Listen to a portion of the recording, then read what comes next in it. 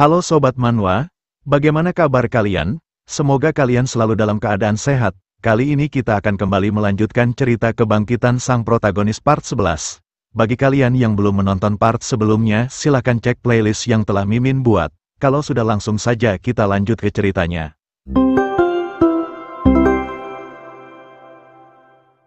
Di part sebelumnya, saat Huayang akan membuka topeng milik Chon Chosan yang dianggapnya bukan Chon Chosan yang asli, tiba-tiba muncul seseorang memintanya untuk tidak melakukannya dan menyuruh Huayang agar sebaiknya segera meninggalkan arena dan mengambil hadiahnya. Huayang seketika menoleh dengan tatapan tajam dan mengatakan bahwa akhirnya Chon Chosan yang asli keluar juga. Huayang kemudian meninggikan suaranya dan menyuruh pria tersebut berhenti berpura-pura dan segeralah turun ke arena untuk melawannya. Namun pria yang terlihat culun itu menyangkalnya dengan mengatakan bahwa sepertinya Huayang telah salah orang, ia mengungkapkan bahwa ia sama sekali tak bisa bertarung. Melihat tingkah pria itu membuat Huayang merasa kesal, ia mengepalkan tinjunya dan menegaskan bahwa ia sangat ingin menghajarnya saat ini juga. Namun karena pria itu tetap tak ingin mengungkapkan identitasnya yang sebenarnya, Huayang pun berjalan menghampiri Chon Chosan yang dianggapnya palsu sambil mengatakan bahwa sepertinya ia tak punya pilihan lain selain melakukan kekerasan. Huayang lalu mengangkat tubuh Chon Chosan dengan tatapan tajam sambil mengatakan dengan suara berat bahwa sepertinya ini tidak akan jadi masalah jika ia menyingkirkan orang ini sama seperti tiga peserta lainnya.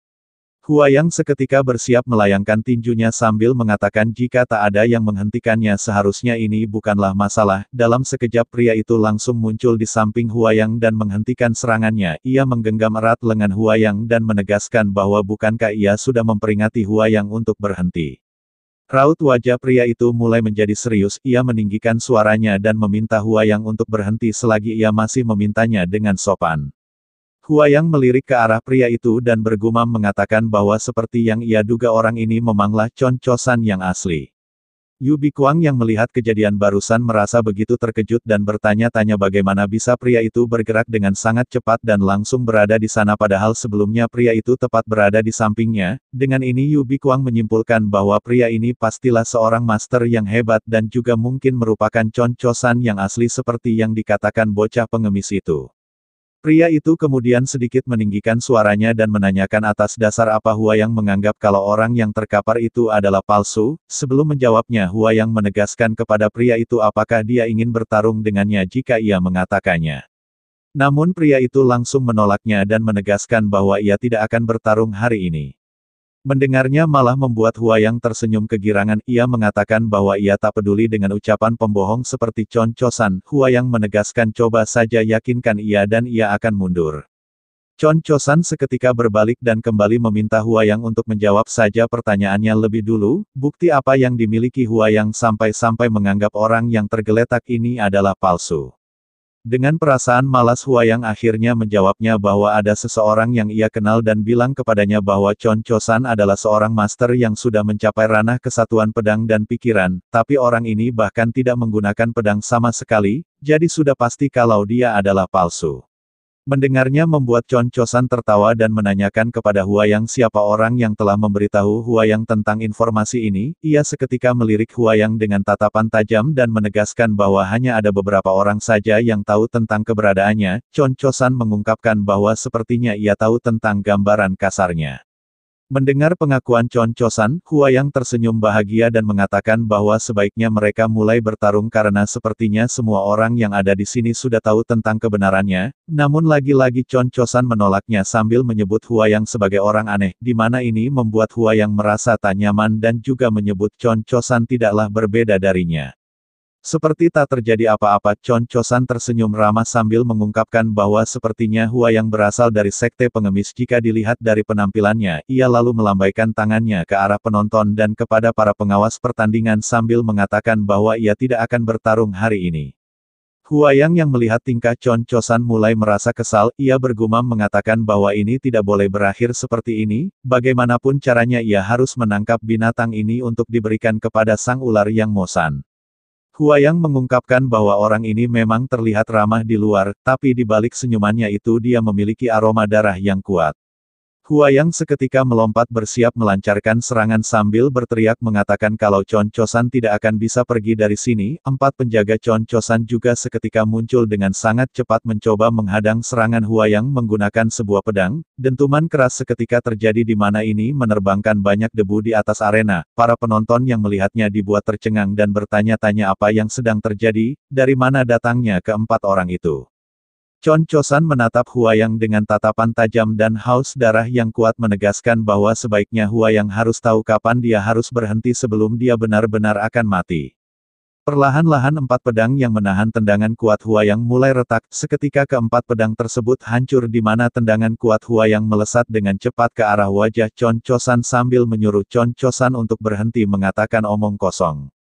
Tendangan telak seketika mendarat dengan sempurna membuat Chon Chosan terlempar tanpa sempat bisa bereaksi menghindari serangan tersebut, wajahnya terlihat kacau dan hidungnya mengeluarkan cukup banyak darah mengerang kesakitan. Keempat kroconya yang tak bisa melakukan apapun hanya bisa menonton menyaksikan bos mereka dihajar dan terlempar. Terlihat Chon Chosan yang tersungkur di tanah mencoba untuk bangkit, sementara Huayang hanya berdiri memandanginya menunggu Chon Chosan kembali berdiri. Perlahan-lahan Chon Chosan kemudian mulai bangkit sambil memegang hidungnya, ia menatap tajam Huayang dan menanyakan apakah Huayang punya etika sebagai martial arts, karena bisa-bisanya Huayang melancarkan serangan dengan niat membunuh pada orang yang tidak ingin bertarung, sontak seketika Huayang malah mengeluarkan niat membunuh yang lebih mengerikan dari sebelumnya, ia tersenyum layaknya iblis memandangi Chon Chosan dan mengatakan bahwa saat ini ia masih menahan diri. Melihatnya membuat Chon Chosan merasa cemas, ia mengatakan kepada Huayang bahwa saat ini ia sedang tidak membawa senjata, menyerang musuh yang belum siap dianggap sebagai kurangnya etika dalam martial arts. Huayang yang mendengarnya malah semakin kesal, ia mengepalkan tinjunya menyuruh Chon Chosan untuk segera bertarung dengan serius dan berhentilah mengatakan omong kosong. Keempat kroco Chon Chosan dengan cepat melesat ke arah Huayang, mereka mengatakan bahwa mereka harus melindungi ketua cabang dan menghentikan bocah gila ini agar tidak membuat kekacauan yang lebih besar. Huayang seketika menoleh menatap mereka sambil mengatakan bahwa saat ini ia bahkan belum membuat kekacauan. Huayang menegaskan jika mereka ingin melihat kekacauan yang sebenarnya maka dengan senang hati ia bisa memperlihatkannya sekarang juga. Aura yang dikeluarkan Huayang seketika berubah, ia mulai serius dan menegaskan kepada mereka semua bahwa jangan salahkan dirinya jika mereka semua nanti berakhir dengan cacat, karena saat ini anggap saja ia masih mabuk dan tidak tahu apa-apa. Sementara itu, di markas pengemis cabang Hunan, Jono merasa begitu penasaran dan menanyakan kepada Yang Mosan apakah mungkin Huayang bisa mengalahkan Chon Chosan. Tanpa mempertimbangkannya sama sekali, Yang Mosan menjawabnya bahwa Huayang tidak mungkin menang, karena Chon Chosan itu adalah pemimpin Gui Hongdan. Mendengarnya seketika membuat Jono terkejut dan merinding, ia mengungkapkan bukankah Gui Hongdan adalah kelompok petarung yang berada langsung di bawah pemimpin Gekbang, isinya adalah mereka yang berada di tingkat master, dan mereka hanya bergerak atas panggilan Chon Chosan. Dengan perasaan cemas Jono bertanya-tanya mengapa mereka bisa berada di Hunan yang jauh dari markas pusat mereka. Yang Mosan kemudian mengungkapkan bahwa tapi ada satu hal yang mengganggunya tentang bocah pengemis itu, jika ia benar dan tak salah melihat teknik yang dikeluarkan bocah itu sebelumnya, sepertinya itu adalah teknik telapak tangan penunduk 18 naga.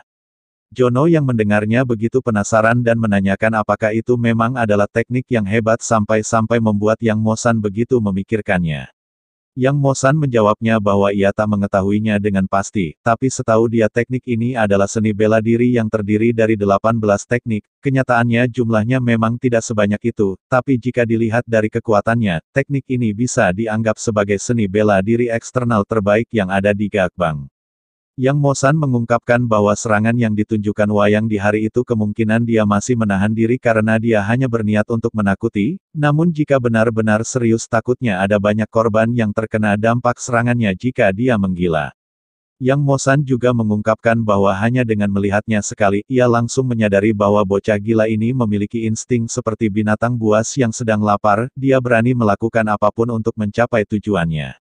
Sementara itu di atas arena, saat ini Huayang terlihat bersiap melancarkan serangannya menggunakan teknik telapak tangan naganya. Chon Chosan yang mengetahui teknik tersebut benar-benar dibuat tercengang dan merasa panik sambil menyuruh semua orang untuk segera pergi dari tempat ini jika mereka tak ingin mati. Luapan energi yang begitu dahsyat menutupi seluruh tubuh Huayang, udara di sekitar seolah-olah tersedot semua ke arahnya. Semua orang yang melihatnya segera berlari keluar arena dengan begitu panik, mereka tak tahu ini serangan apa, namun insting mereka menyuruh mereka untuk segera berlindung jika ingin selamat. Yu Bikuang yang melihatnya benar-benar tak habis pikir menyebut Huayang dasar bajingan gila, ia mengatakan apakah bajingan ini benar-benar ingin membunuh semua orang yang tak bersalah di sini.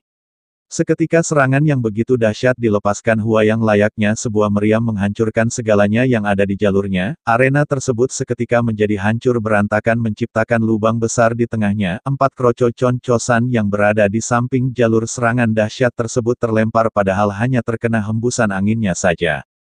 Tempat tersebut benar-benar menjadi sangat kacau di mana terlihat Chon-chosan yang begitu merinding dan tak bisa bergerak. Huayang kemudian berjalan menghampiri Chon-chosan sambil mengatakan bahwa sepertinya serangannya meleset karena terlalu banyak minum.